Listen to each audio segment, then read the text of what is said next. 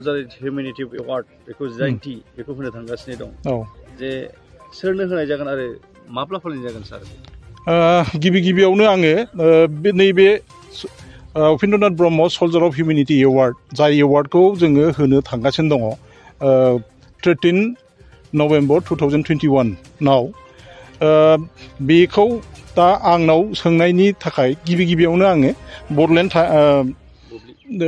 बडलेण्ड बुब्लिनाव आंनि गोसो सिंनिफ्राय साबायखरखौ बावग्रोबाय। दा बे बेलायाव जोंहा जोंनि जुरि बर्डनि गेजेरजों माखासे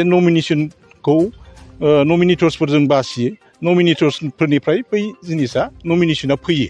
दा बे हिसाबै जुरि बर्डआ गासिबो कालेक्सन खालामखांनायनि उनाव माखासे मोनसे पेनेल लिस्ट थायो। बे पेनेल लिस्टआव जोंना फैदोंमोन फार्स्टआव दानि जायखौ जोङो गाबोन होनो थांगासिनो दङ डक्टर अभय बां। बे मानसिया जाहैबाय महाराष्ट्रनि गेडचिर'ली डिस्ट्रिक्टनिफ्राय फैगोन बियो।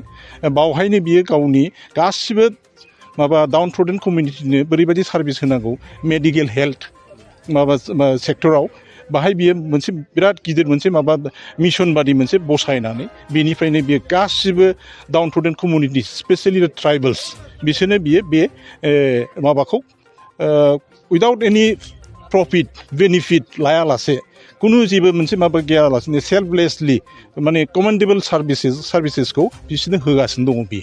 दा बे बेलायाव बिथांनि नामा फैनायखाय बिब्दिनो ट्रास्टआबो उपेन्द्रनाथ ब्रह्म ट्रास्टआबो बेखौनो फाइनाल खालामनानै बे बिथांनो गाबोन जों नैबे उपेन्द्रनाथ ब्रह्म सल्जार अफ हिउमेनिटी एवार्ड 2021 नि बान्थाखौ होनो गाबोन रेडि जाबाय। मा होनाय जायो ओरैनो सार? होनाया जोंहा केस एवार्ड मानि 1 लाख, साइटेसन, ओमफ्राय इन्दि शल, ट्रेडिशनेल माखासे जोंनि इन्दि सि, ओमफ्राय मेमेन्ट' दङ। बेफोर गासै बेनो आरो। जिहेतु ट्रास्टनि गेजेरजों बोसोरफ्रोमबो बे बान्थाखौ होनाय जायो। बेनि गुबै ओंथिया मा सार? जिहेतु बड'फा उपेन्द्रनाथ ब्रह्मनि आदर्श नीतिफोरजों सोमोन्दो दङ। सिगाङाव बेखौनो बुंनांगोन जोंनि बड'फा उपेन्द्रनाथ ब्रह्महा बिराद गिदिर मोनसे ड्रिम्स, मोनसे मिशन दङमोन बेहा। बै मिशनखौ जाहाथे जोङो केरि फरवार्ड खालामलांबाय थानो हायो। बे केरि फरवार्ड खालामनो लांनायाव जाहाथे बेनि जिखिनि मावनो आद्रा थालांनाय मोनसे सिमां दंमोन, बेहा मोनसे मिशन दङमोन। बै मिशनफोरखौ फुलफिल खालामनो थाखाय केरि फरवार्ड खालामनो थाखाय उपेन्द्रनाथ ब्रह्म ट्रास्टआनो निजे बेनि थाखायनो जोनोम जादों। बे उपेन्द्रनाथ ब्रह्म ट्रास्टआ बेनि आदर्शखौ केरि फरवार्ड खालामलांनो थाखायनो जाहाथे बेनि माखासे गालांनाय माखासे सिमां, बेनि माखासे स्टेप्स जायफोरखौ मावनो लादोंमोन बेखौ फुरा मावलांनो आरो बुहुमाव जों बेनि माखासे आदर्शखौ जाहाथे खिन्थानो हायो। लेट होननाय, थांनानै थाथों आरो थांनानै थानांगौ आरो मालायनोबो थांनो थानो होनांगौ। नैबेफोरबायदि माखासेनि गेजेरजों माखासे डाउन ट्रडेन कमिउनिटिस, गोग्लैसोनानै थानाय माखासे जातिफोरखौ बोखांनाय नैबे लाइनजों जों थांदों। आरो बे हिसाबैनो जोङो माखासे फिल्डआव जायहा आउटस्टेन्डिं माखासे कमेन्डेबल कन्ट्रिबिउसन, आउटस्टेन्डिं सार्भिसेस दङ, बैफोरबादि पार्सनेलिटि थानाय मानसिफोरनो जों होनाय जायो बिजनेसखौ। जेरै down ट्रडेन works for the downtrodden communities, especially upliftment for the downtrodden communities, arts and culture, economics, politics, जायफ्रा बैफोरबादि फिल्डआव आर्ट्स एन्ड कालचार बेफोरबादि फिल्डआव जायफ्रा मोनसे आउटस्टेन्डिं सार्भिसेस होयो, माने कमेन्डेबल कन्ट्रिबिउसन टु द डाउनट्रडेन कमिउनिटिस, स्पेसियेलि द ट्राइबेल्स, बैफोरबादियाव जायफ्रा गोबां कन्ट्रिबिउसन दङ बेफोरनो जोङो बे बान्थाखौ होबोनाय जादों। 2004 मायथाइनिफ्रायनो दिनैसिम बोसोरफ्रामबो ब्रेक गैयाजासे दिनैसिम जोङो बेखौ होबोनाय जादों। हारि धोरोम सायख'जासे जायफ्रा ससियेल एक्टिभिटिस समाजाव बिहोमा जगायनाय मानसिफोरसो बे बान्थाखौ होनाय जायो। बाहाय खुनु इरेसपेक्टिभ अफ कास्ट, ट्राइब बाहाय खुनु गैया, बाहाय डिफारेन्सिएसननि फैया, कुइसना फैया बेहाय।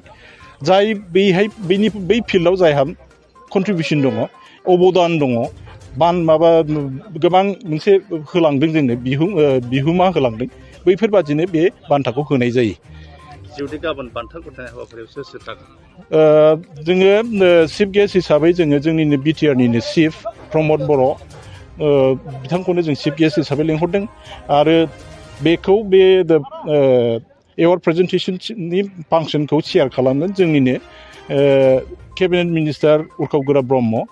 आरो बेजों लोगोसे जोंहा दंबावो 2017 जाय उपेन्द्रनाथ ब्रह्म ट्रास्ट दा जायनो बै सल्जार अफ हिउमेनिटी एवार्डखौ होदों, गणेश एन देवी प्रफेसर गणेश एन देवी बिथांखौ गेस्ट अफ अनार हिसाबै लेंहरनाय जादों इनभाइट खालामनाय जादों आरो बेजों लोगोसे जोंहा थुनलाइ आफादनि बर' थुनलाइ आफादनि प्रेसिडेन्ट थरेन बर' बिथाङाबो थागोन दा आफादथ' दा बे आरो जोंहा दुलाराय बर' फरायसा आफादनि प्रेसिडेन्ट सेक्रेटारि बिसोर गासिबो आलासि हिसाबै जोंनाव जयैनो बे माबायाव थागोन गाबोननि फांसनाव गाबोननि प्रग्रामाव